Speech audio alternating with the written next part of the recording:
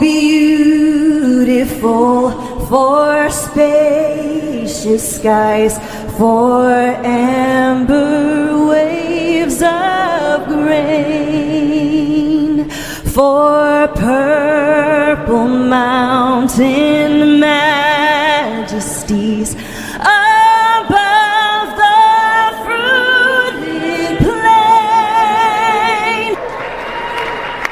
All right, folks, buckle up because this story is about to take you on a roller coaster ride you won't forget anytime soon. Country music superstar Carrie Underwood has just sent shockwaves through the entertainment world. Why? She's launched a legal battle against none other than the outspoken host of The View. Yes, you heard that right. What started as a heated disagreement over her decision to perform at Donald Trump's inauguration has now escalated into one of the most explosive celebrity feuds in recent memory. But this isn't just about a celebrity standing her ground. Oh no, this is a story about freedom of speech, media accountability, and whether there should be consequences for crossing the line between fair criticism and outright defamation. If you're someone who values fearless opinions and craves the stories that mainstream outlets won't touch, you're in the right place. Before we dive into the juicy details, do me a favor, smash that like button and hit subscribe for more updates on the most shocking entertainment news out there. Did you subscribe? You're awesome. Now let's get into it. It all started with one bold decision, a single moment that thrust Carrie Underwood into the spotlight of a divided nation. Headlines blared when Carrie agreed to perform at Donald Trump's presidential inauguration. Let's set the stage. This wasn't just any performance. It was a high-stakes event in the middle of one of the most contentious political climates in modern American history. Words help me out here. Oh, beautiful for spacious skies, for amber waves of... Oh, beautiful for spacious skies, for amber waves of grain. These words took on a new meaning for Carrie Underwood fans during her unforgettable performance. For her supporters, this was a moment of pride. Carrie herself described it as a call for unity, a gesture meant to bring the nation together through music. In her own words, "I love our country, and I'm honored to have been asked to sing at the inauguration. This is a time when we must all come together in the spirit of unity and look to the future." Sounds noble, right? But not everyone saw it that way. Critics flooded social media, accusing Carrie of endorsing Donald Trump's policies and values. Suddenly, someone who had spent her entire career steering clear of political controversies found herself at the center of a cultural firestorm. And then came The View. The daytime talk show, notorious for its fiery debates and polarizing opinions, didn't hold back. What happened next turned a heated discussion into one of the most talked-about celebrity controversies in recent memory. Country superstar Carrie Underwood has spent most of her career avoiding political talk, but she's set to perform at the upcoming inauguration. She said in a statement that she's doing it because the country must come together in the spirit of unity and look to the future. And lots of her fans aren't thrilled about it, but lots of her fans are. So let's put this in perspective here. What do y'all think? I personally hope we're moving beyond the era of politics where we want to cancel people's livelihoods because we don't like their politics. And whether it was the Dixie Chicks for criticizing George Bush, didn't agree with it then, and Carrie Underwood, if you have a problem, you register your complaint by not downloading her songs and not going to her shows. Right. But I also think from a business standpoint, it's not a bad decision for Carrie Underwood. 75 million people voted for Trump. Artists tend to skew left-leaning, so she's overnight going to become an icon of MAGA and the American right. She's probably going to make a lot of money off of it. So I get why she did it. They did what they do best, ignite even more controversy. During a particularly charged episode of The View, Joy Behar and her co-hosts didn't just criticize Carrie Underwood's decision. They went a step further, questioning her patriotism. One remark in particular stood out. Joy asked pointedly, "How do you say you love your country and at the same time normalize someone who, in my opinion, wants to destroy it?" It was a comment that sparked outrage, fanning the flames of an already heated debate. What had started as a discussion about a performance quickly spiraled into a much bigger cultural and political clash. It's kind music, I think I'll tell you skews a right little now, bit. I wouldn't do it, even though I You can't would sing. not sing? No, I would not. I would not normalize him. And she says, I love our country. How do you love your country and support and normalize somebody who was a convicted felon who really wants to destroy the country, in my opinion?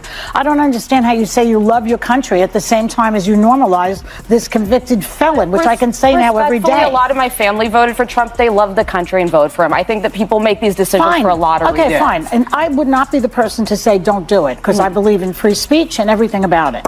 I personally would not do it. No one's asked me, but that's another story. I would love for you to do a roast at the Trump inauguration. Okay. Oh, no one else had any? Harsh, right? The comments quickly went viral, igniting a firestorm of backlash. Social media erupted, with some defending the host's right to free speech, while others condemned them for what they viewed as a personal attack on Carrie Underwood's character. The debate was fierce, dividing fans and critics alike. What had started as a performance choice turned into a national conversation about freedom of expression, respect, and the fine line between criticism and personal attacks. Will take the stage at Trump's inauguration singing America the Beautiful. She said to the Post, I love our country and I'm honored to have been asked to sing at the inauguration and to be a small part of this historic event. I am humbled to answer the call at a time when we must all come together in the spirit of unity and looking to the future. Well, that wasn't good enough for the tolerant left, of course, who is outraged over Carrie being outed as MAGA. X is blowing up with jokes about how she should sing her hit song Before He Cheats. Some are calling for her to be boycotted and canceled. John Rich weighed in, saying there are several top-tier country artists who support Trump, and I wish they'd finally have the balls to come forward and be counted. Ain't nothing outlaw about keeping your mouth shut to appease the record label. Carrie Underwood is making you look like a bunch of sissy boys. Carrie is talented, she is graceful, she is a class act, she has great legs, not that it matters, but she is everything that the tolerant left. It wasn't just fans who weighed in. Fellow country music stars, political commentators, and even politicians began voicing their opinions. The debate spiraled out of control, shifting from Carrie Underwood's performance to whether the view had crossed an ethical line. Now here's where things get really interesting. Most celebrities facing this level of criticism would either issue a carefully worded statement or quietly lay low until the storm passed. But not Carrie Underwood. She chose to fight back. In an unprecedented move, Carrie filed a defamation lawsuit against the hosts of The View, claiming their remarks weren't just harsh, they were damaging and defamatory. According to Carrie's legal team, the comments went beyond fair criticism, painting her as someone she's not and harming her reputation in the process. And let's be clear, this isn't just about Carrie's reputation. By taking legal action, she's challenging the media to rethink how they talk about public figures. It's a bold, high-stakes move that's already making waves across the industry. The lawsuit sent shockwaves through Hollywood and beyond. Fans rallied behind Carrie, applauding her courage and determination to stand up to what they saw as media bullying. Social media lit up with hashtags like #IsStandWithCarrie and media accountability. As supporters praised her for taking a stand, the industry watched closely, knowing this case could set a powerful precedent for how media and celebrities interact moving forward. I don't think so, but then you pushed her and she said, yeah, I guess I am. Well, I said to her, do you believe that women should make the same amount of money as men? Well, I guess I am a feminist. Yeah, and she said, I guess I am a feminist. So I think people feel pretty strongly about it. I think art is art, and you know, you have a right to perform where you want to perform. I agree with you, Joy. I can't sing a lick, but I certainly, and I have not been asked, but if I were asked, it would be a hard no. Well, they wouldn't ask me, so I have nothing to say. Yeah, they're not asking any of us. One fan tweeted, Carrie Underwood is proof that you don't have to stay silent when someone twists your words or actions. She's not just a singer, she's a fighter. But of course, not everyone agreed. Detractors accused Carrie of overreacting and attempting to silence free speech. Some argued that The View was simply doing its job by offering commentary on a controversial topic. The divide was clear, and the debate only grew more intense as more details about the lawsuit emerged. This isn't just a feud between a country music star and a talk show.